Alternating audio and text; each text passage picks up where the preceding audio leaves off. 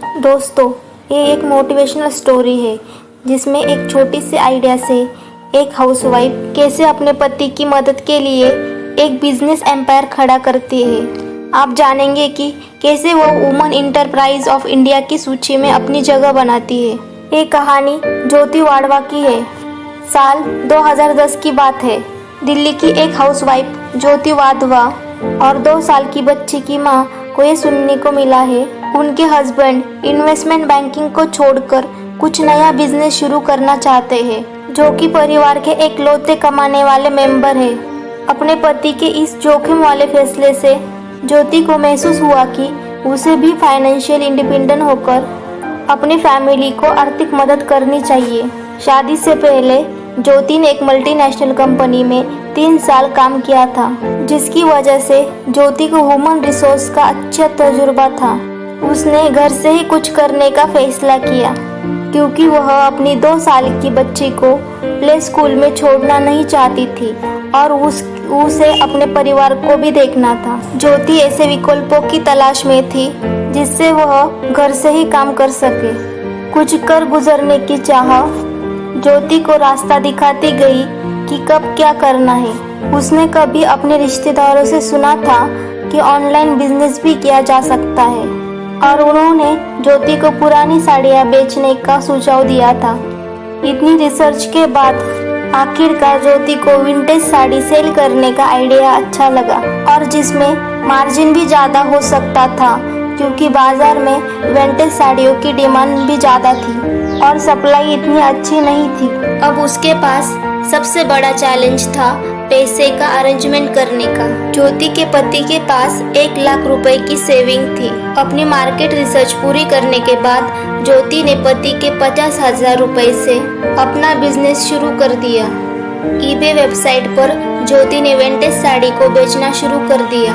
उधर ज्योति के पति अंशुल ने अपने आईटी सर्विस बिजनेस स्थापित करने पर ध्यान केंद्रित किया। ज्योति ने विंटेज साड़ी की बिक्री के लिए एक ऑनलाइन बिजनेस बनाने में खुद को डुबो दिया। साड़ियों की रिसर्च के दौरान ज्योति को पता चला कि प्रिंटेड प्योर सिल्क फैब्रिक वाली साड़ियों की डिमांड ज़्यादा है। इसीलिए ज्योति ने इन साड़ियों के ऊपर और रिसर्च शुरू कर दिया। अपने एक इंटरव्यू में ज्योति कहती है कि वह हैंडक्राफ्टेड साड़ियों की डिमांड देखकर दंग रह गई और वही साड़ियाँ मार्केट में ज़रूर बेचना चाहिए, यही ख्याल उसके मन में आया। उसे हैंडक्राफ्ट साड़ियों को बेचने का प्रोत्साहन मिला, जिसकी वजह से उसने इन साड़ियों को बेचने का पूरा मन बना लिया।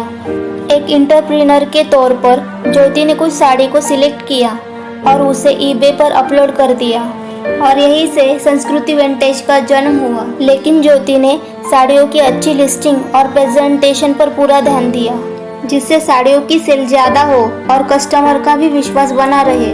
कहते हैं ना, किसी बड़े काम को शुरू करने पर काफ़ी मुश्किलों का सामना करना पड़ता है। उस समय कुरियर कंपनियों की होम पिकअप की सर्विस नहीं थी, जो किसी प्रोडक्ट को सेलर से पिकअप करके बायर के एड्रेस तक पहुंचा दे। इसके लिए जब भी साड़ी के ऑर्डर आते थे तो ज्योति को पोस्ट ऑफिस से पैकेज शिप करने पड़ते थे, जिसके लिए ज्योति को पोस्ट ऑफिस में काफ़ी समय देना पड़ता था। ज्योति को कई घंटे अपने बेटी के साथ लाइन में खड़े रहना पड़ता था। ज्योति ने यह भी नोटिस किया कि उस समय सेलर इन बिजनेस में ज़्यादा इन्वेस्ट नहीं करते थे। वे साड़ियों को खरीद कर उसकी मोबाइल के 2 पिक्सल से फ़ोटो लेकर लिस्टिंग बनाते और बेचते। वह बहुत ही कम मार्जिन कमाते थे, जैसे कि 400 रुपये की एक साड़ी खरीदकर 600 रुपये में बेच देते थे। ये लो क्वालिटी सेलिंग का तरीका ज्योति के लिए बहुत बड़ी अपॉर्चुनिटी थी। तब भी ज्योति को इन सब से ऊपर उठकर अपने बिजनेस को एक ब्रांड बनाने की सोची और हाई क्वालिटी महंगी साड़ियों का स्टॉक बनाना शुरू कर दिया। ज्योति ने एक प्रोफेशनल कैमरा खरीदा और अच्छी लाइटिंग से सभी साड़ियों के फोटोज लेके अपने ऑनलाइन शॉप पर एक अच्छी इम्प्रेसिव साड़ी की डिस्प्ले लिस्ट बना दी, जिससे साड़ी की बिक्री में काफ़ी ज़्यादा बढ़ोतरी हुई। उसने अपने साड़ियों की लिस्ट को ऑप्टिमाइज किया, जिसका नतीजा यह हुआ कि 500-600 साड़ियाँ एक दिन में बिकने लगी। इसमें उसको 15 से 20% का मार्जिन मिला। देखते ही देखते ज्योति ने बाजार पर 40 से 50% कब्जा कर लिया। 2011 में ज्योति के पति अंशुल ने भी ज्योति के इस वेंचर में शामिल हो गए क्योंकि उनका व्यवसाय अच्छा नहीं चल रहा था। अंशुल ने संस्कृति इंडिया के सभी फाइनेंशियल इशू को संभाला। आपने कई मोटिवेशनल स्टोरी तो पढ़ी होगी जिसमें मुसीबत का आना तो लाजमी है। उसी तरह समय ने करवट ली और ज्योति को एक नई मुसीबत का सामना करना पड़ा। ईबे की मार्केट वैल्यू कम होने की वजह से साड़ी की सेल में काफ़ी कमी आने लगी, जिसकी वजह से ज्योति को 2013 में अपनी ऑनलाइन शॉप अमेज़ॉन की तरफ शिफ्ट करनी पड़ी, जो तब भारत में नहीं थी। लेकिन ज्योति को अमेज़ॉन में साड़ियों की सेल का ज़्यादा अच्छे से रिस्पांस नहीं मिला, जिसका नतीजा ये हुआ कि संस्कृति विंटेज टॉप से नीचे आ गई। इतना सब कुछ होने के बाद ज्योति ने हिम्मत नहीं हारी। तब ज्योति को लगा कि उसे अब कुछ नया करना है, सो उसने नए ज़माने के कपड़े और फैशन ज्वेलरी को बेचने का मन बना लिया। उसने साड़ी के साथ फैशन ज्वेलरी को अमेज़ॉन पर बेचना शुरू किया, जिसका उसे काफ़ी अच्छा रिस्पांस मिला। तभी जिपर का भी जन्म हुआ। फिर क्या होना था, ज्योति दिन ब दिन सफलता का स्वाद चखती रही और बहुत ही जल्दी जिपर amazon.com की बेस्ट सेलर बन गई। आज की तारीख में ज्योति वडाला के बिजनेस का सालाना टर्नओवर 10,000 करोड़ से भी ज़्यादा है। और तो और ज्योति वाधवा 30 से ज़्यादा महिलाओं को नौकरी भी दे रही है। 2015 में ज्योति को भारत के राष्ट्रपति की ओर से निर्यात श्री पुरस्कार भी मिला। यह एक ऐसा पुरस्कार है जो भारत से निर्यात में उत्कृष्टता के लिए हर 2 साल में 50 चुने हुए निर्यातों को दिया जाता है।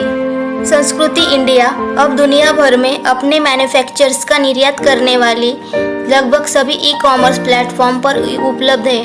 तो दोस्तों, ये थी ज्योति वाधवा की सक्सेस स्टोरी, जो हमें यह संदेश देती है कि हालत चाहे कैसे भी हो, अगर आपके पास अच्छी आइडिया है, आपके पास इच्छा शक्ति है कुछ कर गुजरने की, तो कैसे भी हालात में आपको कोई ना कोई रास्ता मिल ही जाता है।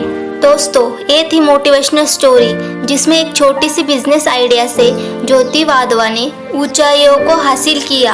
आपको ये सक्सेस स्टोरी कैसी लगी, कमेंट करके हमें ज़रूर बताइए।